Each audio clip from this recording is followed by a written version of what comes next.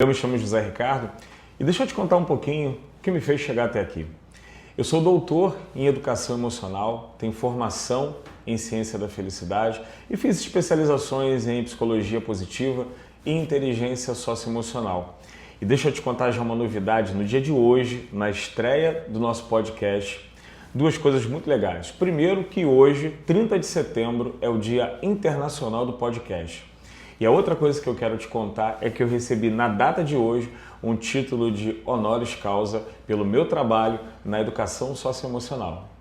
E por que é que eu decidi abrir esse podcast falando sobre felicidade no trabalho?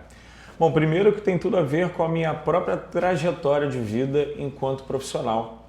Já são mais de 25 anos enquanto profissional, onde eu tive a oportunidade de passar por as mais diversas empresas e ramos. Já trabalhei no entretenimento, na alimentação, na indústria têxtil e há mais de 20 anos eu sou professor, trabalhando em escola com crianças, jovens, adolescentes e adultos. Nesses anos todos, enquanto profissional, seja na educação ou fora da educação, eu também tive a oportunidade e privilégio de passar por vários cargos, desde cargos operacionais, administrativos e gestão de pessoas. Há 10 anos atrás, eu decidi estudar a inteligência emocional, um tema que se fala muito hoje. A gente ouve falar que para as pessoas se desenvolverem, elas precisam, na sua vida pessoal, na sua vida amorosa, na sua vida profissional, ela precisa de inteligência emocional. Então eu decidi estudar inteligência emocional.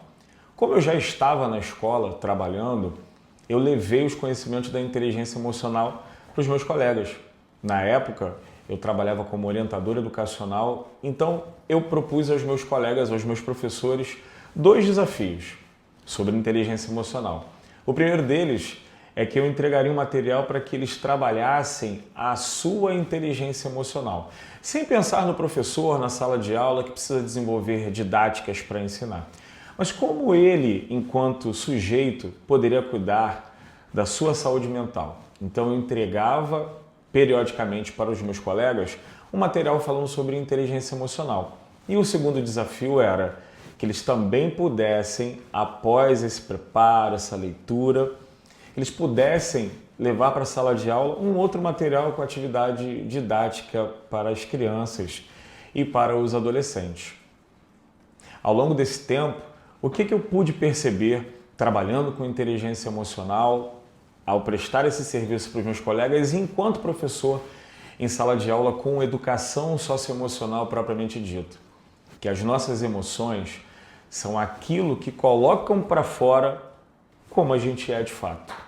As pessoas nos conhecem pelas nossas emoções. E quando a gente se apresenta para o mundo enquanto um ser que sente e as pessoas compartilham disso, automaticamente a gente também está compartilhando das emoções do outro. E aqui tem um ponto já importante para nós falarmos sobre felicidade, algo que em todos os episódios do nosso podcast vai estar voltando enquanto pauta. O que a ciência que estuda a inteligência emocional diz pra gente? Que estuda a felicidade. Que as nossas relações são um dos principais motivos que elevam a nossa felicidade. Sabe como é que descobriram isso? Harvard fez um estudo que dura mais de 80 anos com jovens, com adultos. E nessa pesquisa, o principal era saber o que fazia essas pessoas se sentirem bem. Sabe o que foi descoberto? Que essas pessoas se sentiam bem quando conseguiam manter relações saudáveis na sua vida. E olha que ponto importante. Se nós falamos de relação saudável, inteligência emocional, o que acontece no ambiente de trabalho?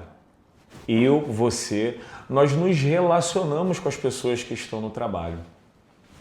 E as pesquisas continuaram a descobrir sobre as relações no trabalho.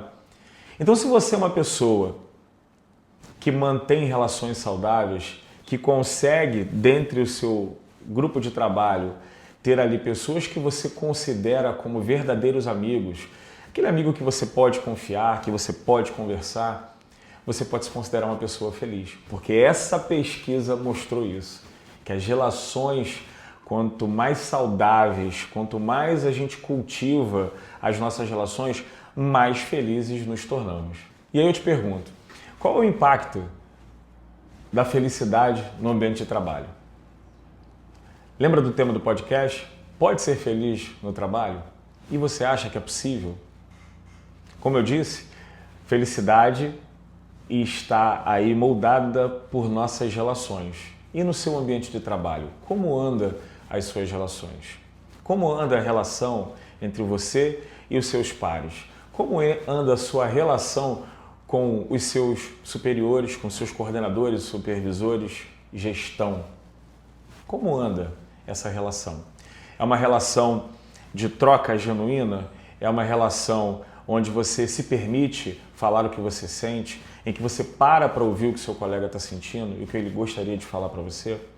Então preste atenção, que todos esses elementos compõem as nossas relações. E se essa relação ela é saudável, então você começa a entender a possibilidade de você fazer parte de um ambiente de saúde mental, de cuidado com a sua saúde. E aí um outro passo é pensar o quanto as empresas promovem ambientes de saúde mental, promovem ambientes felizes. E aqui é importante a gente desmistificar uma coisa. Quando a gente fala felicidade, muitas das vezes as pessoas param para pensar que é um momento de ficar abraçando árvore, que é um lugar que a pessoa diz que é feliz, então ela está sorrindo o tempo inteiro, um ambiente onde não existem problemas, em que as relações não têm momentos de divergência, muito pelo contrário. Então vamos derrubar esse mito aqui agora. Felicidade não é isso. Muito pelo contrário. Um ambiente feliz existe tudo isso, as divergências, as pessoas pensam diferente, sentem diferente, mas elas se respeitam nesse processo. Já se pegou naquele momento em que você está conversando com uma pessoa e que ela não concorda com o que você está dizendo?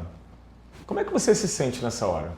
Você se sente valorizado? Você se sente respeitado? E ao contrário, você valoriza e respeita o espaço da pessoa pensar diferente de você? Então para pensar, analisa comigo. Felicidade não é ausência de problemas, não é ausência de divergências. É quando, dentre outras coisas, nessa relação há espaço para respeitar a forma de pensar da outra pessoa. Então, vamos pensar isso no ambiente de trabalho? Quando você precisa se posicionar para o seu superior, para o seu gestor, para o seu coordenador, para o seu supervisor. E você pensa assim, poxa, eu tenho algo a dizer que eu acredito que contribuiria muito para o desenvolvimento da nossa empresa, para o desenvolvimento do meu setor. Mas eu acho que o meu chefe não vai gostar de ouvir isso. Talvez ele não queira ouvir a minha opinião. Aí você está tolhindo a sua oportunidade de se desenvolver. Porque pensa que talvez a sua sugestão pode ser a cerejinha do bolo que está faltando para o desenvolvimento daquela empresa, para o desenvolvimento daquele setor. E tem muitas empresas que, acreditando nesse ambiente saudável, acreditando na importância de um ambiente feliz, estão hoje investindo nisso.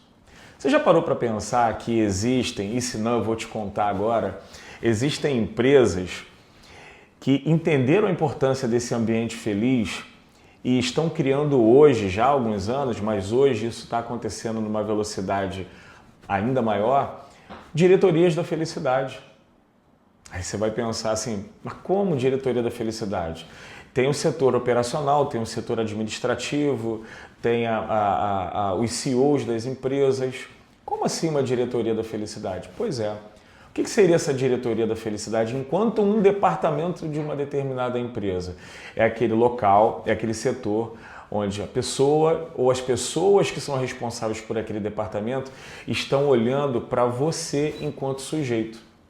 As empresas começaram a entender que um sujeito feliz, ele é mais produtivo.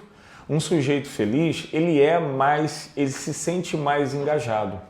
E aí quando a gente fala de engajamento, a gente precisa trazer uma palavrinha que é propósito. Aristóteles já dizia que felicidade é o sentido e o significado quando você encontra ele naquilo que você está fazendo. E aí eu te pergunto, você e a sua empresa, os propósitos estão alinhados? Isso é uma excelente reflexão para pensar num ambiente onde você se sinta feliz. E a gente está vivendo uma transição no mercado de trabalho em que as gerações que estão chegando e assumindo cargos e funções, elas hoje, como antigamente, elas não pensam mais tanto assim apenas em manter aquilo como seu sustento. Lembra quando os nossos pais, os nossos avós e muitos de vocês que estão aí assistindo esse podcast diziam assim: não, mas eu vou ficar nessa empresa porque é daqui que eu tiro o sustento da minha família. Independente se eu não estou feliz, independente se não está bom, o importante é que o dinheiro caia na minha conta, o dinheiro na minha mão para que eu possa sustentar a minha família. As gerações de hoje já não pensam mais assim. Elas até começam a trabalhar, mas se elas percebem que aquilo ali não está alinhado com o propósito de vida delas, essa galera não está ficando.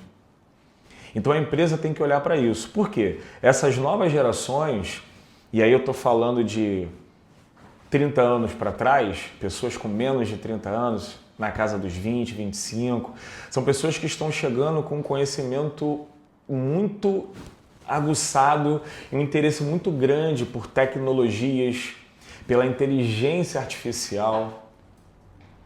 E aí pessoas com essas habilidades e com essas competências talvez não estejam querendo ficar nas suas empresas, no seu local onde iniciaram a carreira profissional, porque não sentem que ali há um propósito com a sua vida. E aí o que elas fazem? Seguem vida para um outro emprego. E aí acontece algo que é muito importante hoje nas empresas, que é chamado de turnover. O que é o turnover? É a rotatividade de funcionários. Pessoas entram, pessoas saem. Aquela época que as pessoas ficavam 20, 30, 40 anos, se aposentavam no primeiro emprego, isso está passando. Pesquisas, inclusive, falam que a gente está vivendo um momento em que as carreiras terão ali uma média de duração de 10 anos. Chegou a 10 anos, o indivíduo pensa: o que eu posso fazer além disso? E ele segue a vida para uma outra carreira. Então são muitas coisas que estão acontecendo no mercado de trabalho e que a empresa, os gestores, a liderança precisa estar acompanhando para que esse ambiente corporativo seja o mais engajador. E como é que a gente consegue fazer isso? Num ambiente feliz. E que ambiente feliz é esse? Ambiente que a empresa olha para o seu indivíduo e pensa assim: como está a saúde mental dele? Nunca foi tão importante e tão urgente falar sobre a cultura da felicidade nas empresas. E essa cultura da felicidade, ela está nas mãos da liderança.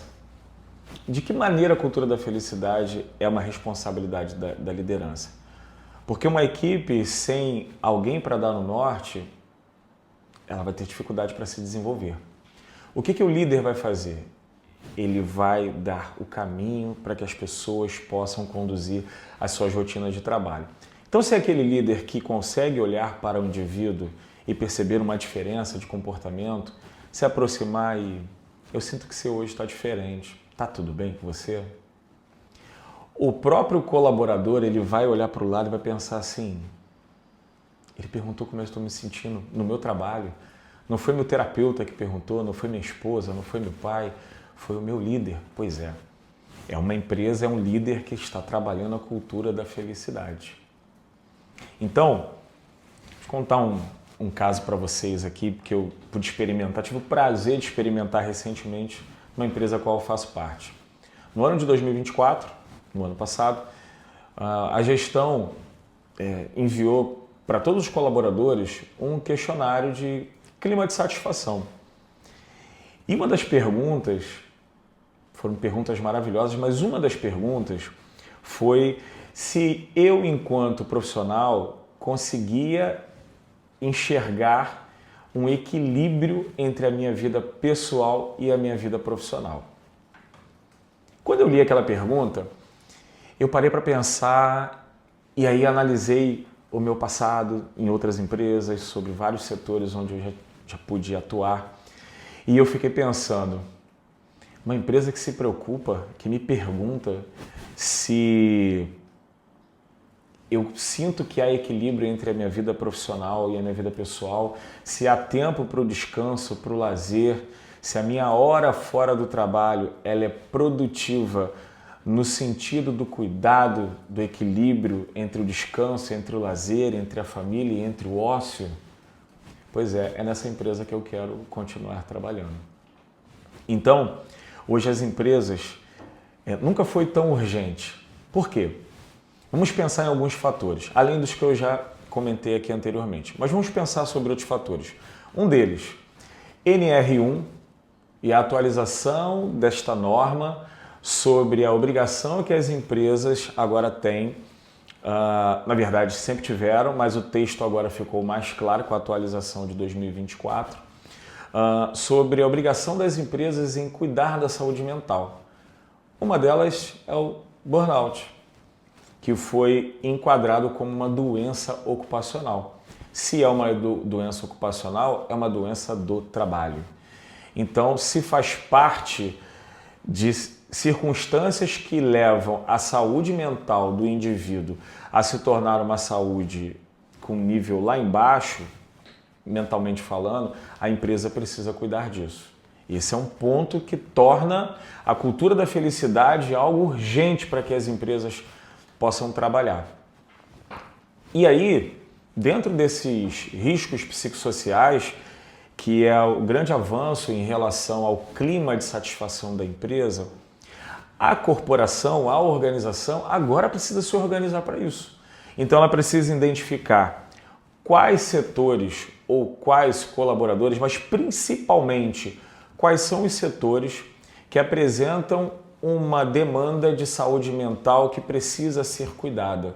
Então a gente está falando sobre sobrecarga de trabalho, por exemplo. Você é um colaborador que na sua empresa, você sente que há uma sobrecarga?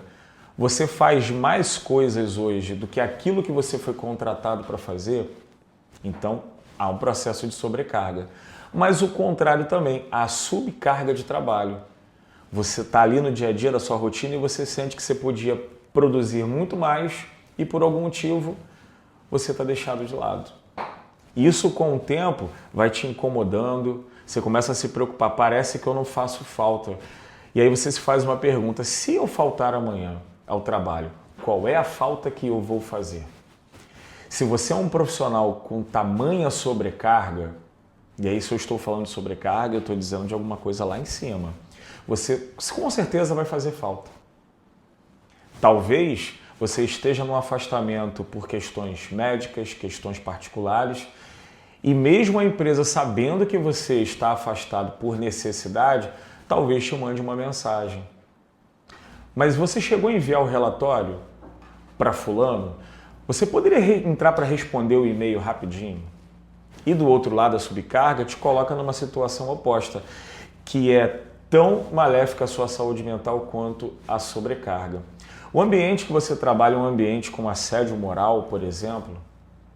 E o que seria esse assédio moral? Você se sente coagido, a sua gestão, a sua liderança te pressiona, diz para você que se você não terminar, você vai ser obrigado a fazer hora extra. E às vezes essa hora extra, no final do mês, não entra no seu contra-cheque. Então para pensar qual é o estilo de trabalho, qual é o estilo, o clima onde você está presente hoje.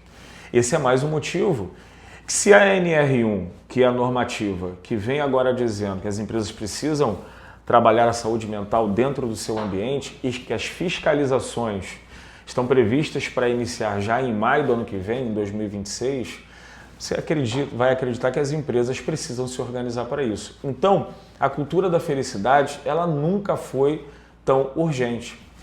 Existem empresas, levando para o foco agora das gerações, existem empresas que já repensam, e a gente escuta em vídeos de YouTube, podcasts, por exemplo, de gestores que pensam em não contratar colaboradores com menos de 30 anos de idade, porque talvez não queiram ficar na empresa, talvez não se sintam engajados com o propósito, ou que a qualquer estímulo externo vai sair, e aí a gente entra naquele aspecto que eu falei anteriormente do turnover, da rotatividade. Então, mais um motivo para que a cultura da felicidade ela seja uma realidade cada vez mais. E essa urgência está batendo na porta das empresas. Ou elas vão fazer, ou elas vão começar a pecar. E aí as empresas agora também serão cobradas sobre uma certificação como empresa promotora de saúde mental. Se a empresa trabalha identificando riscos psicossociais, uma liderança humanizada, essa empresa ela tem uma cultura da felicidade enraizada no seu dia a dia e conseguir trabalhar isso a médio e longo prazo, ela vai conseguir receber esse certificado de empresa promotora da saúde mental, vai fazer a manutenção disso. E como eu disse lá no início dessa nossa apresentação do nosso podcast, Pode Ser Feliz no Trabalho. Um colaborador feliz, que tem o seu propósito alinhado com a empresa que ele faz parte, ele vai ser mais produtivo. E uma empresa mais produtiva é tudo o que ela quer. Para que ela alcance os seus objetivos, para que a concorrência não passe na frente. Porque a empresa ela vai lidar com algumas felicidades. Olha o desafio que interessante. Ela vai lidar com a sua felicidade subjetiva, né? A sua felicidade pessoal. Ela vai lidar com a sua felicidade dentro da equipe, ela vai lidar com a felicidade da própria empresa alcançando os objetivos no mercado e ela vai lidar com a felicidade dos clientes que ela atende. Isso é um grande desafio. Então fica aqui um convite para você que é colaborador, para você que é líder, para você que é gestor. Leve a cultura da felicidade para suas empresas.